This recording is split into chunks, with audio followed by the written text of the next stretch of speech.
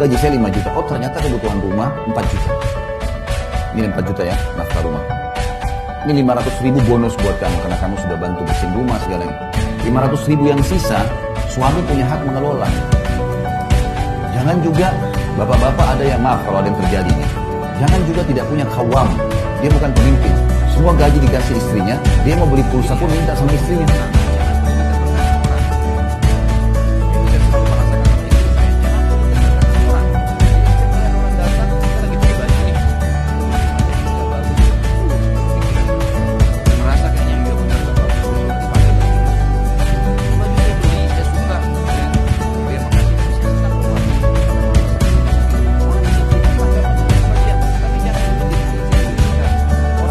Di luar sudah susah, panas, keringatan, di rumah buat pegang lagi, itu masalah. Sederhana kan? Hadapi, lihat mukanya, tenang. Ya duduk sebelahnya, buat kopi, dengerin, sambil dia ngoceh, nggak apa-apa. Insya Allah aman. Hah? Benar nggak? Yang ngangguk-ngangguk memang yang sudah pengalaman saja.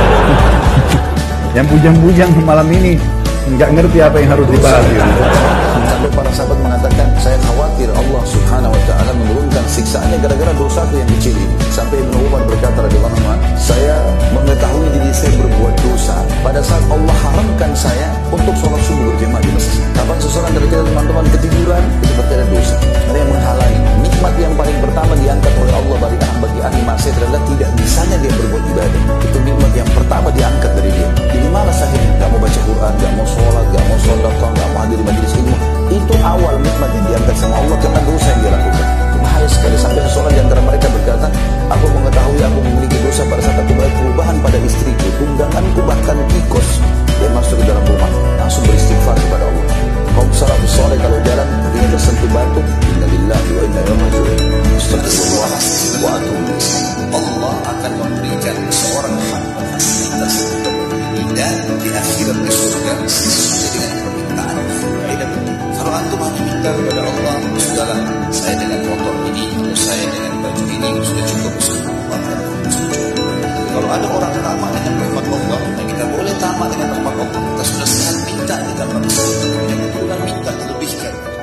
Kita tamak dengan rahmat Allah bagian daripada ibadah. Allah menyuruh kita berdoa kepadanya dengan rasa takut karena azabnya Allah kalau kita berbuat dosa atau tidak diampuni dosa, dan kita tamak dengan rahmat Allah. Jadi di sini kita bisa meminta sesuatu yang lebih dan Allah akan berikan sesuatu yang itu. Coba praktekin dalam kehidupan sehari-hari. Misal, ya Allah saya pengen lebih baik dari ini. Kita tinggal berusaha sedikit, Allah akan kasih. Sama orang masuk surga, udah saya mau yang penting di akhirat masuk surga saja deh. Yang penting selamat. Berarti sebatas itu saja. Apa ajaran Nabi SAW? Kalau kalian minta surga, minta Firdaus. Karena dia tempat tertinggi surga. Allah subhanahu wa ta'ala menyuruh kita menikmati yang halal dan thayyib. Thayyib berkualitas. Boleh kita pakai kendaraan, pakaian, tas, sepatu yang mahal, gak masalah. Gak dilarang dalam Islam. Jangan berlebih-lebihan. Boleh kita beli. Bahkan tadi saya bilang lebih besar pahalanya. Orang kalau mampu beli kualitas A, lalu dia beli kualitas B. Kalau dia beli A, itu lebih besar pahalanya. Dia beli B, sebenarnya dia kekurangan pahala. Karena dia sedang tidak menikmati nikmatnya Allah. Sementara dia butuh. Sedekah yang paling tinggi, sedekah buat diri kita sendiri. Baru sedekah buat keluarga, baru kerabat, baru kemudian umumnya kaum muslimin. Sebagaimana ada sahabat yang mengatakan, ya Rasulullah, saya punya 1 dirham.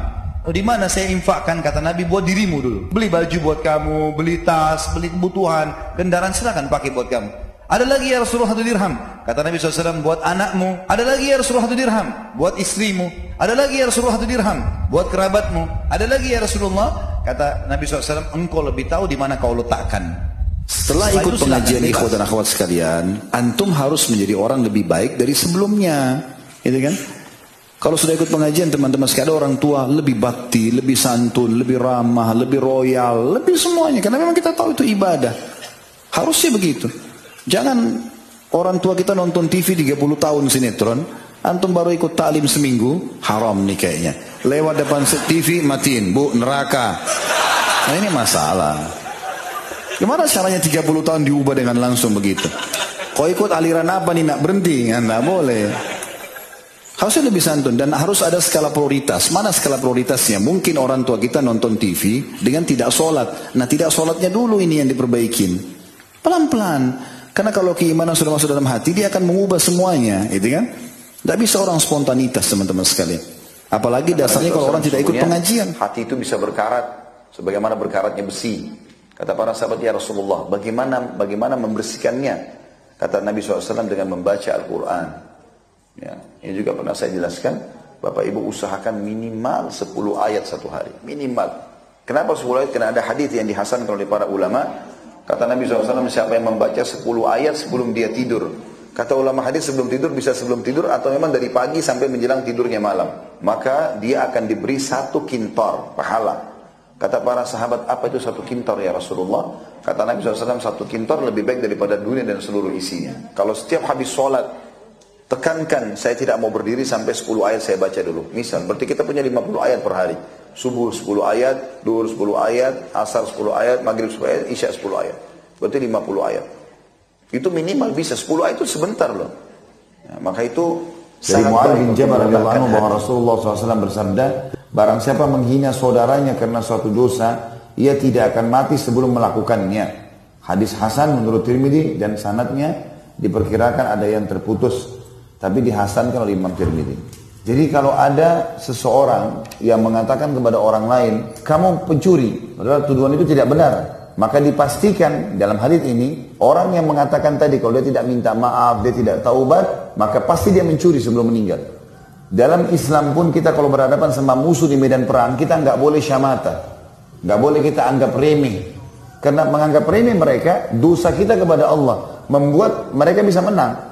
Dan ada hadis yang lain berbunyi, siapa yang mendoakan saudaranya muslim, maka di atas kepalanya malaikat mengatakan engkau akan dapat sama, engkau akan dapat sama. Kita sebenarnya kalau kita lihat ada orang pakai kendaraan tua, kita doain supaya dia dapat yang baru. Umar bin Abdul Aziz rahimahullah, salah satu ulama yang masyhur dan seorang khalifah yang masyhur dengan kesolehannya, dia mengatakan setelah mengantar jenazah, dia bilang kepada orang-orang yang mengantar jenazah, apakah kalian tahu penghuni kuburan ini berbicara apa denganku? Maksudnya dia cuma memberikan nasihat. Tentu penghuni kuburan tidak bisa kita dengarkan bicaranya, tapi dia ingin memberikan nasihat kepada masyarakatnya pada saat itu. Mereka mengatakan, tidak wahai Amir Mukminin. Maka dia mengatakan, mereka berkata, wahai Umar, bergembiralah kamu, karena Allah masih memberikan kau waktu-waktu untuk kau gunakan beribadah, sementara kami di sini sudah terputus kesempatan kami untuk beribadah. Kalau mereka bisa hidup teman-teman sekalian, demi Allah mereka akan minta, mungkin sujud sekali baru mati, mungkin senyum dengan muslim, mungkin baca 1 ayat Al-Quran, mungkin puasa sehari, karena mereka butuh dengan amal dan mereka sudah tahu nilainya. Anna Nabi sallallahu alaihi wasallam kana yaqra'u fi salatil jum'ati suratal jum'ati wal munafiqin. Hadis riwayat Muslim nomor 599. Bahwasanya Nabi sallallahu alaihi wasallam membaca dalam salat Jumat surah Al-Jum'ah di rakaat pertama setelah Al-Fatihah, dan beliau menyempurnakan surah Al-Jum'ah ini, dan Al-Munafiqun di rakaat kedua dan beliau menyempurnakan juga surah Al-Munafiqun. Juga dalam riwayat lain dari riwayat Imam Muslim dari Nu'man bin Bashir radhiyallahu anhu, juga Nabi SAW seringkali membaca di rakaat pertama Sabbihisma rabbikal a'la dan Hal ataka hadithul ghashiyah, surah Al-A'la dan surah Al-Ghashiyah. Pada 2 salat hari raya, bayangkan Bapak Ibu kalau kita lagi sakit, kita bilang, ya Allah sembuhin saya, sembuh tiba-tiba. Masih berdoa? Orang berhenti dari doa karena sudah selesai masalahnya. Tapi kalau misalnya dia 3 hari lagi baru Allah kasih 1 minggu, kan pada saat itu kan dia berdoa terus. Kalau dia tahu pahalanya yang transisi yang dia berdoa itu, dia akan berharap kepada Allah terus saja sampai hari kiamat dia berdoa, gitu kan. Ada juga riwayat yang menjelaskan nanti akan didatangkan orang pada hari kiamat diberikan pahala bergunung-gunung, bukan 1 2, bergunung-gunung. Dia kaget, dari mana pahalanya? Saya belum pernah lakukan ini. Kata para malaikat, ini doa-doa kalian yang belum kalian dapat ijabahnya di dunia. Dikasih pahala banyak, besar. Maka mereka berharap pada saat itu, berharap semua doanya yang mereka sampaikan di dunia tidak dikasih di dunia. Mereka terima di akhirat. Kemudian ada hadis yang lain riwayat Muslim dari Abu Qatadah radhiyallahu anhu bahwa Nabi SAW bersabda, siyamu yaumi arafata ahtasibu 'ala Allah an yukaffira as-sanata allati qablahu was-sanata allati ba'dahu. Berpuasa pada hari Arafah dapat melebur atau menghilangkan atau menghapuskan dosa-dosa setahun sebelum dan setahun sesudah. Hadis ini riwayat Muslim. Jadi kalau Bapak Ibu tidak bisa puasa 9 hari atau 5 hari atau 3 hari, minimal jangan kehilangan tanggal 9. 1 hari sebelum Idul Adha itu. 1 hari sebelum Idul Adha. Dan puasa ini Bapak Ibu sekalian 1 hari membersihkan dosa 700 hari lebih. Ya, karena kata Nabi SAW, sehari puasa hari Arafah membersihkan dosa-dosa setahun yang lalu. Setahun berapa hari? 365 hari. Dan setahun yang akan datang 365 hari ke depan, 700 hari lebih. Ya. Juga Nabi SAW bersabda, terutama di hari Arafah, di tanggal 9 Zulhijjah, walaupun kita sedang tidak haji, kalau yang lagi haji jelas diijabah doanya, sebagaimana sudah kita jelaskan tadi. Dan kalau anda sedang di Arafah, itu diijabah doa. Dan juga dibebaskan dari api neraka. Sebagaimana sabda Nabi SAW, tidak ada, dalam hadis sahih, tidak ada hari yang paling banyak Allah bebaskan hamba dari api neraka dibandingkan hari Arafah. Kata ulama hadis, ini bagi yang hadir haji, juga yang bagi tidak haji. Dia memohon kepada Allah agar diselamatkan dari api neraka. Dan juga dalam sabda yang lain, kata Nabi SAW, doa hari Arafah diijabah. Maka kita dianjurkan untuk berdoa pada saat tersebut. Tidak boleh bercanda, tidak boleh bicara, tidak boleh berbuat hal sia-sia. Namanya lagu. Kata Nabi SAW dalam hadis sahih, pada saat khatib naik di atas mimbar dan berbicara sama orang di sebelahnya atau memindahkan batu, maka dia telah laga. Laga itu artinya telah kehilangan pahala tadi. Bahkan kata Nabi SAW, dan siapa yang berkata kepada saudaranya, diamlah. Dia bilang diamlah, dengar aja. Maka dia juga kena. Makanya nggak usah tegur. Dan lebih baik kalau pengurus masjid sudah mengingatkan jemaah sebelum khatib dari atas mimbar. Maju disuruh isi saf, gitu kan? Dan diingatkan nanti kalau khatib di atas mimbar jangan bicara. Juga tidak boleh tidur, jangan tidur. Ini syaitan yang goda dia. Teman-teman, disepakati oleh jumhur ulama, Idul Adha lebih afdal daripada Idul Fitri. Yang ramai di Indonesia apa? Idul Fitri. Padahal sebenarnya Idul Adha lebih afdal. Kenapa? Ada alasannya. Idul Fitri, habis sholat Idul Fitri kita nggak ada ibadah khusus. Yang mau silaturahim keluarga, mau tidur, mau rekreasi, tempat-tempat yang dihalalkan, itu boleh-boleh saja. Tapi habis sholat Idul Adha, kita punya ibadah apa? Kurban. Ibadah langsung. Fasholli li rabbika wanhar. Sholat kalian Idul Adha itu lalu nyembeli setelahnya langsung. Makanya ulama mengatakan dari ayat tadi yang saya baca ini, dikatakan paling afdal setelah Idul Adha langsung sembelih. Itu paling besar pahalanya. Walaupun kita punya kesempatan 4 hari. Hari Idul Adha dan hari Tasyrik. 11, 12, 13 dari bulan dalam hadis ini contoh saja. Ada sahabat-sahabat miskin sekali. Rupanya orang dari padang pasir datang. Saking miskinnya mereka nggak punya baju. Bajunya pun tidak dijahit. Jadi cuma diikat di leher. Kain. Lalu dibiarkan jatuh ke bawah, lalu diikat di kiri kanannya. Nabi SAW lihat, tahu orang ini mau minta-minta. Lalu kata Nabi SAW, bersedekahlah. Nabi naik di atas mimbar, bersedekahlah, sedekah bisa meredam murkahnya Allah, bersedekahlah, karena sedekah tidak akan berkurang harta seorang hamba karenanya. Akhirnya sampai ada satu sahabat berdiri, dia memulai itu. Dia taruh kain, ya, ditaruh kain sama dia, lalu dia taruh, yang katakan, ya Rasulullah ini dari saya. Langsung ditaruh orang-orang ini. Gara-gara perbuatan dia, orang-orang pada ikut bersedekah. Kata Nabi SAW, siapa yang mencontohkan kebaikan, kemudian diikuti oleh orang-orang, maka dia akan dapat pahala orang yang mengikutinya. Maka bersegera dalam mencontohkan kebaikan. Jangan berpikir, tidak usah berpikir kalau kebaikan. Berpikir itu kalau mau berbuat dosa, nah itu silakan pikir. 1000 kali nggak apa-apa. Bahwasanya peran orang tua besar sekali. Banyak orang tidak sembuh penyakitnya, tapi kena minta didoakan sama orang tua sembuh. Banyak orang bangkrut usaha, lalu kemudian dia minta tolong sama orang tuanya didoakan, berhasil.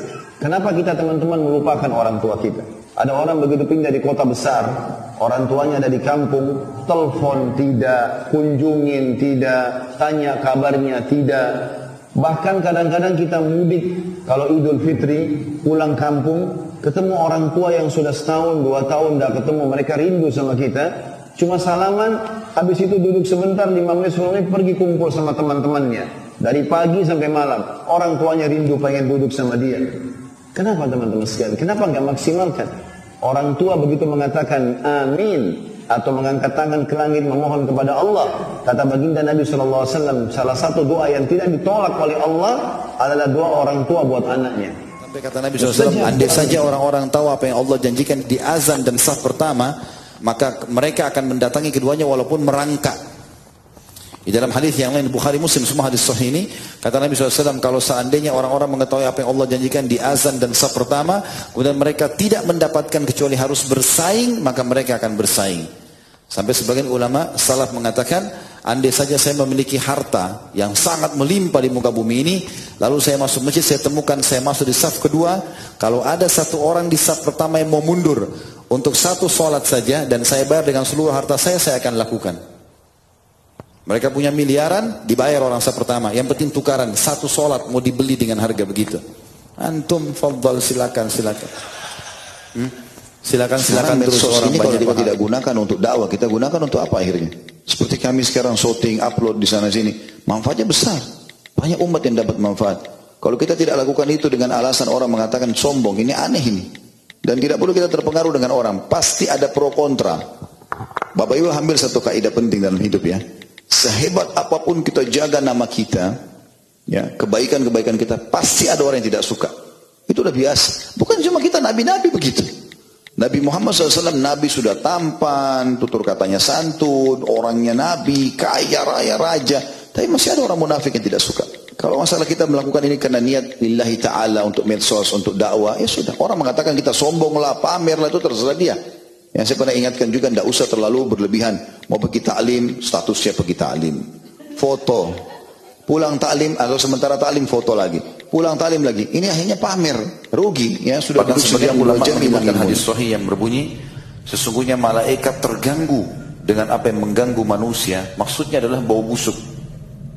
Saya subhanallah tertarik dengan satu waktu di Masjid Nabawi. Kalau antum lagi masuk dari arah belakang, sering ada layar besar. Memang ditulis dalam bahasa Arab dan bahasa Inggris. Tahu salah sudah mulai ada beberapa bahasa yang lain. Tapi di antara yang sering diingatkan di pelang-pelang besar di Masjid Nabawi itu, wahai saudaraku, ya, bertakwalah kepada Allah, jaga kebersihanmu. Terus ditegur masalah rokok, dan janganlah merokok karena baunya merusak wilayah, merusak, ya, baunya itu merusak, membuat orang tidak nyaman, dan malaikat di sekitarmu tidak menyukainya. Artinya itu ulama menjabarkan daripada hadis Nabi SAW, malaikat terganggu dengan apa yang mengganggu manusia, jadi bau busuk pun tidak disukai. Yang berarti musuh-musuh Allah seperti syaitan akan sangat suka yang dengan datang di hari Jumat sampai dia datang di ruku rakaat kedua. Kalau misalnya pun dia telat ya, dia lupa misalnya kalau hari Jumat kemudian dia ada kegiatan, lalu dia ingat hari Jumat, dia kejar ke masjid. Begitu sampai di masjid, pas imamnya ruku rakaat kedua, dia sempat takbir, dia ruku, dia dapat Jumat. Tapi kalau imamnya sudah sami Allahu liman hamidah di rakaat kedua, dia baru datang, dia takbir, dia niatnya duhur. Tetap dia ikut sholat, tapi dia sudah niat duhur. Nanti dia 4 rakaat, karena dalam hadis kata Nabi SAW, siapa yang mendapatkan ruku, dia mendapatkan 1 rakaat, sementara ini tidak dianggap mendapatkan rakaat. Walaupun ada pendapat ulama mengatakan kalau dia sempat takbir, walaupun sebelum salam dapat Jumat. Tapi pendapat yang kuat sesuai dengan hadis Nabi SAW tadi harus sesuai dengan ruku. Kalau dapat ruku berdapat 1 rakaat. Dan dia harus mendapatkan minimal 1 rakaat. Apalagi hari Jumat ini tidak boleh lalai-lalai. Karena wanita diciptakan dari tulang rusuk yang bengkok. Dan yang paling bengkok dari tulang rusuk adalah bagian atasnya. Ini bahasa bisa difahami adalah fikirannya, pendek. Sekarang dia masuk toko baju, lihat baju bagus. Bagaimana dia bisa miliki? Begitu, suka beli. Jadi jangan antum heran kalau ulang-ulang beli tas, beli baju, beli ini, itu biasa. Kata Nabi SAW, jika kamu paksa meluruskan, gak boleh, begini, begitu, kau akan mematahkannya. Tersentuh perasaannya. Oh, berarti ini pelit, gak kayak ayah saya nih. Padahal antum bukan niat pelit sebenarnya. Dan jika kamu biarkan bengkok, kamu juga tidak nasihatin, dibiarin lurus begitu aja terus, minta iya deh, maka dia akan terus bengkok. Karena itu berbuat baiklah dengan komunitas. Artinya tata yang benar. Ingatkan dengan baik, sentuh tangannya, kayaknya sudah selesai. Kemarin baru beli ini, mungkin besok lagi, mungkin lusa lagi. Enggak, tapi saya mau, ya sudahlah. Apapun yang Bapak Ibu keluarkan dalam bentuk sedekah, ya, itu paling besar pahalanya. Apapun yang kita keluarkan di hari Jumat, baik itu makanan, minuman, maka semua itu akan dilipat gandakan pahalanya dibandingkan hari-hari lain. Sesuai dengan hadis Nabi SAW riwayat Abi Syaibah, ya, Ibn Abi Syaibah, sedekah itu akan dilipat gandakan di hari Jumat. Sedekah akan dilipat gandakan di hari Jumat, dan makna sedekah adalah semuanya, tidak terkecuali. Apapun yang kita keluarkan, bahkan kita tahu dalam hadis yang lain dikatakan senyum dengan muslim pun sedekah. Membantu seorang muslim menaikkan barangnya, ketunggangannya, kita naikkan kreseknya atau belanjanya ke mobilnya, sedekah. Menyuruh kepada kebaikan, sedekah. Melarang dari sekedar mengejar sedekah. jalur keturunan hanya karena kekayaan, hanya karena kecantikan, tidak beragama, maka hidupmu akan susah. Kalau kekayaan, dia akan bebankan kita dengan kekayaannya. Pendapatan antum 2 juta, antum nikah sama wanita kaya, dia beli bedak aja sudah 10 juta. Akhirnya antum harus utang 8 juta tiap bulan. Nah, Atau karena kecantikannya, antum akan kerepotan juga itu. Kalau dia alhamdulillah bernikah, dia pakai cadar, dia pakai hijab syar'i mungkin beda. Tapi kalau tidak, biasanya umumnya perempuan kalau punya kecantikan, dia biasanya mau memamer. Jalan di satu pasar, di satu mall, kemudian sepanjang pasar semuanya lihat istri kita. Kita cemburu, gak enak, kan jadi gak nyaman. Kemudian juga jalur keturunan. Kalau merasa dirinya lebih tinggi jalur keturunan daripada suaminya, dia bisa menganggap remeh. Makanya Nabi SAW mengatakan dahulukan agama. Nah, agama ini kalau bertemu dengan jalur nasab, orang kaya punya agama, aman. Karena agama akan mengontrol dia. Makanya itu maknanya dahulukan agamanya, maka hidupmu akan selamat dari kehinaan. Hadis saudaraku seiman di hari Jumat ini dijamin diterima doa. Yang pertama riwayat Imam Muslim. Kata baginda Nabi SAW, hari Jumat pasti diterima doa seorang muslim. Dan kejarlah waktu itu pada saat imam atau khatib sedang duduk di khutbah kedua sampai diiqamahkan sholat. Beranjak daripada hadis riwayat Muslim ini, semua dai-dai kita dan para ulama kita yang sudah faham, pasti mereka berdoa di khutbah kedua karena ini waktu mustajab doa. Yang kedua riwayat Nasai yang berbunyi kata baginda Nabi SAW, Jumat 12 waktu, di mana tidak ada seorang muslim berdoa pasti diterima oleh Allah dari subuh sampai terbenam matahari. Ini hari yang mulia. Lalu kata Nabi SAW, dan kejarlah waktu-waktu itu selepas asar. Maka jangan kita sia-siakan dua waktu yang mulia ini. Mari kita hadirkan hati dan pikiran kita berdoa kepada Sang Pencipta Allah. Semoga wanita yang banyak melahirkan teman-teman adalah wanita yang paling sehat. Resep akhwat kita di sana, kalau mau sehat banyak melahirkan. Allah Subhanahu wa taala tidak membuat di perut Anda itu bayi manusia, ya, kecuali memang Allah hubungkan itu dengan kesehatan. Permajaan rahim terjadi setiap bulan sekali dengan haid. Dan puncak permajaan rahim dan juga artinya kesehatan bagi wanita tersebut justru di nifas, darah yang keluar pada saat melahirkan. Bahkan kadang-kadang banyak di antara ibu-ibu yang seperti ini membaca buku pun di umur tua, nggak pakai kacamata. Ya. Beda dengan orang dasarnya baru melahirkan sedikit, keluh kesah. Ngurus anak itu amal jariah terbesar. Nggak mau nyusuin anaknya, merasa nggak usah. Maaf, nanti payudaranya rusak, nanti begini. Bohong semua, nggak benar itu. Justru kantong payudara yang penuh dengan lemak itu, yang masa permajaannya pada saat menyusui itu. Yang paling utama bisa mendukung kekhusyuan itu adalah dua. Mempertahankan bacaan yang tenang dan gerakan yang tenang. Yang kedua, memahami apa yang diucapkan. Jadi Bapak Ibu, sudah saatnya sekarang. Masa kita sudah 40 tahun, 50 tahun tidak tahu apa artinya Al-Fatihah, apa artinya Inna A'tayna, apa yang dibaca dengan Sami Allahu liman hamidah artinya apa? Itu kan Subhana Rabbiyal A'la artinya apa? At-Tahiyyatu lillah, enggak tahu artinya, ya susah. Kan itu. Harusnya tahu. Lakukan dengan tumaknina, tenang. Allahu Akbar. Tenang sekali kerjakan. Orang ini husnul khatimah atau su'ul khatimah, lihat 2 pekan, sebulan sebelum dia meninggal. Bukan dilihat fisiknya pada saat meninggal. Karena ada orang soleh tapi terbakar di pesawat, jatuh di lautan, dimakan badannya oleh ikan. Belum tentu dia su'ul khatimah, belum tentu dia buruk kematiannya. Seperti Hamzah dan para sahabat yang dimutilasi di perang Uhud. Hamzah itu hidungnya terpotong, berdarah semua, dadanya terbelah. Tapi dia sayyid syuhada, pimpinan para syuhada. Beberapa tokoh Quraisy ditemukan mati dalam kondisi kulitnya mulus. Bukan berarti itu dia baik, ahli neraka. Tolok ukurnya orang ini baik atau tidak, lihat beberapa hari sebelum dia meninggal. Karena kata Nabi SAW, orang kalau terbiasa dengan satu perbuatan, Allah akan tutup dengan itu. Terbongkar kedoknya pada saat mau meninggal tuh. Dia biasa ngisi ta'lim, dia meninggal dalam kondisi ta'lim. Dia biasa sholat, dia dalam kondisi sholat. Dia biasa sedekah pada saat dia sedekah. Allah jadikan banyak di antara umat Islam yang kita sayangkan, mereka tidak yakin bahwasanya Allah bisa memberikan kepada mereka solusi. Terbukti kalau sakit, yang pertama dicari dokter. Kalau ada utang, yang pertama dicari siapa yang bisa lunasi. Dia nggak pernah berpikir untuk wudu, sholat, minta kepada Allah. Nanti Allah akan mudahkan. Dokter itu penyebab kita sembuh. Orang ini penyebab utang kita lunas. Kita selalu jadikan Allah nomor 30. Kalau sudah ke dokter ini tidak bisa, dokter itu tidak bisa, sudah 20-30 dokter, baru kita sholat malam, baru minta kepada Allah. Kalau dokter sudah vonis, kamu nggak bisa sembuh lagi, baru umrah, baru sujud kepada Allah. Ini keliru. Allah ajarkan kita teman-teman, sebelum beraktivitas berdoa, sebelum keluar rumah berdoa, sebelum makan berdoa, sebelum tidur berdoa, berdoa dulu sama Allah. Nanti Allah mudahkan urusan kita semua itu. Jangan jadikan Seperti Allah nomor naik kesekian. kendaraan, bus misalnya, lagi tujuannya Jakarta ke Surabaya misalnya. Dunia ini seperti orang mampir sebentar di rest area. Begitu saja. Minum, makan, buang hajat, pergi. Ada tujuan kita. Itu disebutkan oleh Nabi SAW dalam sebuah hadis, perumpamaan aku dengan dunia seperti musafir yang penat, capek, istirahat sebentar di bawah pohon. Habis itu dia pergi. Jadi tidak ada sesuatu yang harus menjadi beban masalah dunia ini. Ya. Dan kita harusnya sibuk dari amal ke amal. Ingat teman-teman, kami ini para da'i hanya bisa bicara seperti ini. Teriak-teriak mikrofon. Bapak ibu sadarlah, ginilah. Dan kami tidak mungkin ngawasi bapak ibu di rumahnya. Ya. Tidak mungkin saya ketuk rumahnya, sudah sholat belum? Ya. Ini kenapa ini? Kenapa begitu? Habis umur saya urus itu. Gitu kan. Tidak mungkin. Dan berapa rumah bisa datangi sehari? Tapi orang yang cerdas adalah mendengarkan ilmu itu. Oh iya ternyata ini. Dia dijadikan sebagai Kita harus hati-hati teman-teman, karena dia. banyak orang juga karena semangatnya mereka salah.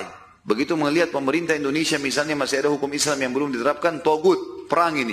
Harus kita perang, memberontak. Dari mana ini? Ya. Bukankah antum sholat di masjid? Bukankah masjid ditakmir? Bukankah Ramadan diiklankan? Antum bisa puasa? Bukankah antum nikah dengan cara Islam dan cerai dengan cara Islam? Bukankah ada majelis ulama Indonesia?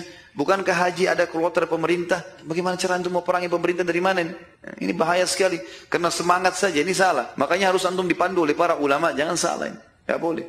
Kadang-kadang peperangan Nabi SAW jelas. Ada orang kafir menyerang. Ada ekspansi Islam. Memang ada pemimpin muslim yang tahu tentang masalah itu. Keluar fatwa para ulama. Gitu kan? Itu lain. Kalau tidak ada, kita memohon kepada Allah SWT dengan hati yang bergelora.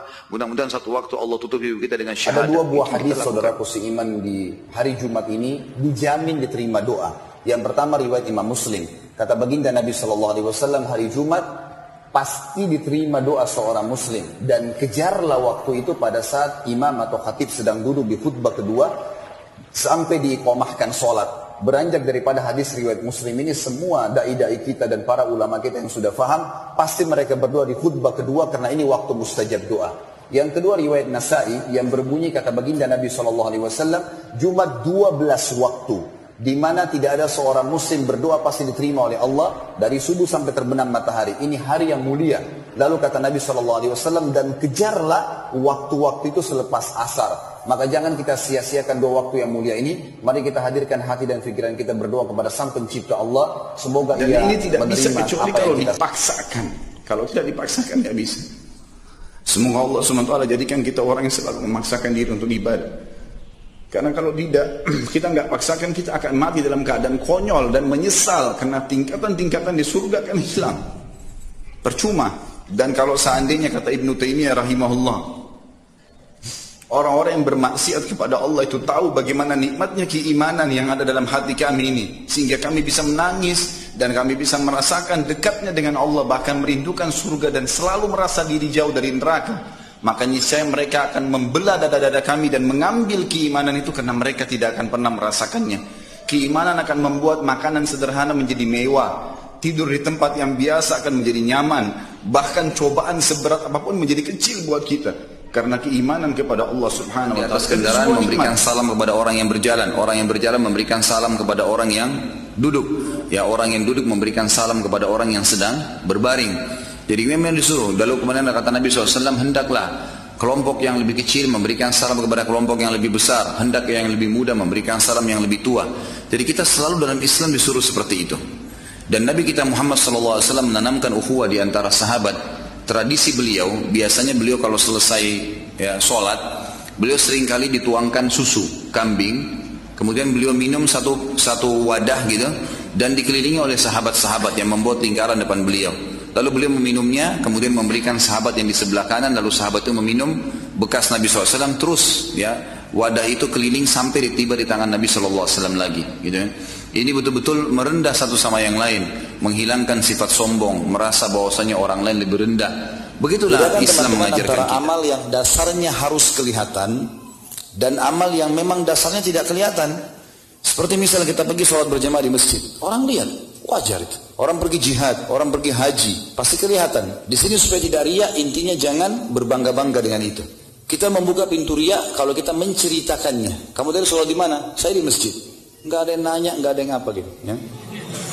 Kamu sudah berapa kali khatam Quran? Saya sudah 3 kali. Tidak ada yang nanya, nggak perlu diceritakan. Tapi kalau kita sedang melakukan satu ibadah yang terang-terangan dan ada yang nanya, silakan jelaskan. Misal, mau kemana Pak? Oh, saya ke masjid. Kita tinggal kontrol, gitu kan?